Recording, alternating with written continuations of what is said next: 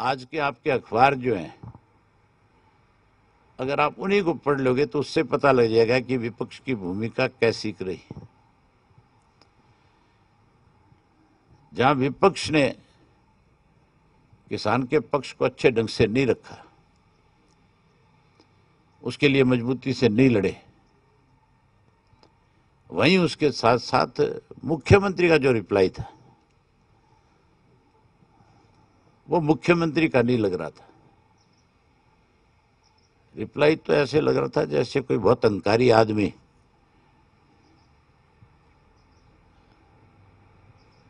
आज कोई विधानसभा के अंदर केवल जो उसके सामने विपक्ष के विधायक बैठे उनको थ्रेट नहीं कर रहा था, बल्कि जो बॉर्डर पे बैठा हुआ किसान है उसको भी धमका रहा था। कहीं इस तरह की भाषा का प्रयोग किया जा रहा था विधानसभा में मुख्यमंत्री की तरफ से कि प्रदेश के लोगों को उकसा लिया जाए।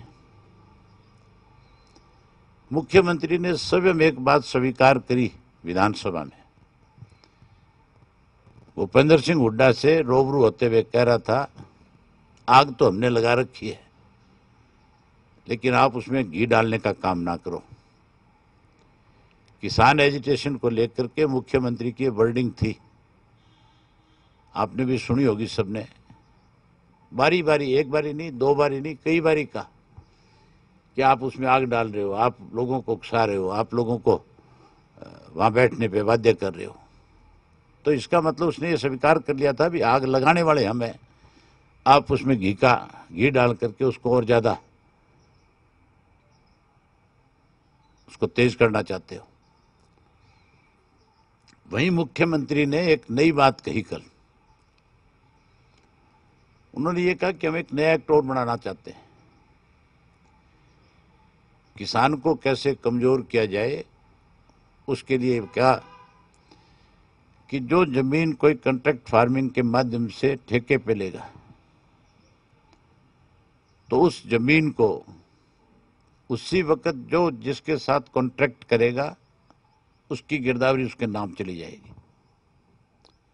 मतलब एक तरह से उस जमीन का मालिक उस व्यक्ति को बना दिया जाएगा जो जिससे ठेके पे लेगा, कॉन्ट्रैक्ट करेगा। और अगर कोई गिरदावरी किसी के नाम चली जाएगी तो फिर वो व्यक्ति जो है उस जमीन के ऊपर लोन भी ले सकता है। मैं कोई अपनी प्राइवेट लिमिटेड कंपनी बना लूं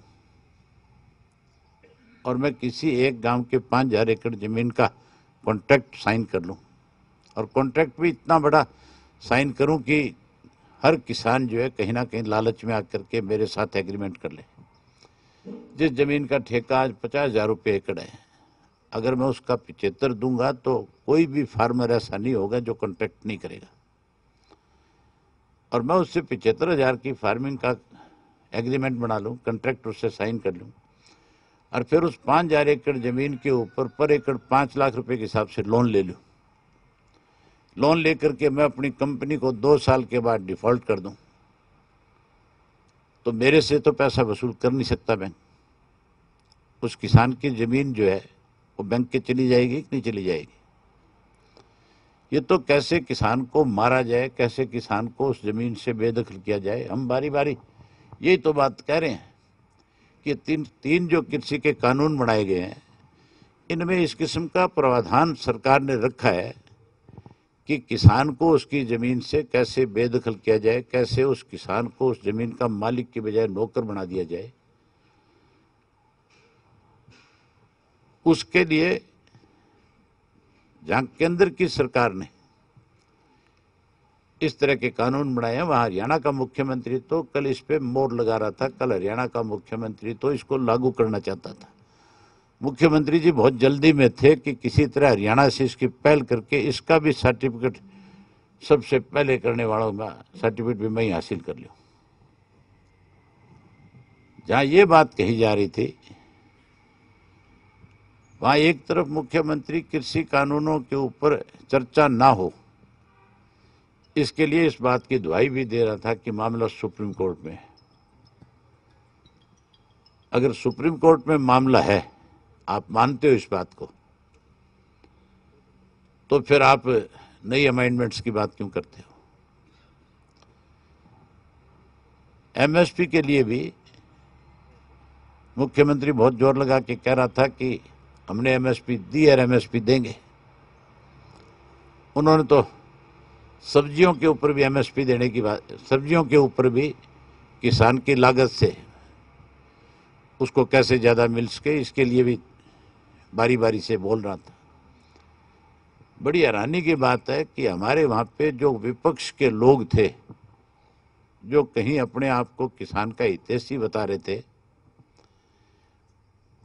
किरण चौधरी का अपना विधानसभा क्षेत्र जो है तोसाम है, और इस लॉकडाउन के दौरान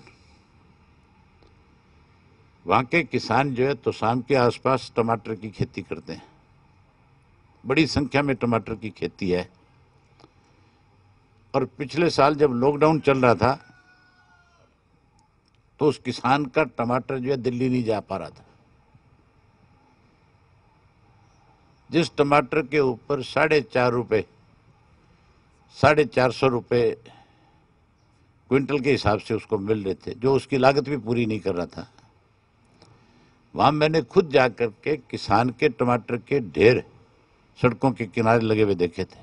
और वहां का किसान इस बात को लेकर के मांग कर रहा था, धरने पे बैठा हुआ था। और कल मुख्यमंत्री जब पीठ थपथपा रहा था तो किरण चौधरी को यही नहीं ध्यान था कि तेरे यहाँ पे भी किस तरह से टमाटर जो है सड़कों पे पड़ा था। कल ही मुख्यमंत्री को टोक करके कहते कि आपको सही जानकारी नहीं है। मुख्यमंत्री कह रहा था कि हमने तो सब्जियों वालों को भी सही रेट दे करके उनका भावांतर योजना, नाम भी बहुत ढूंढ के लाते हैं, पता नहीं कहाँ कहाँ से ले आए।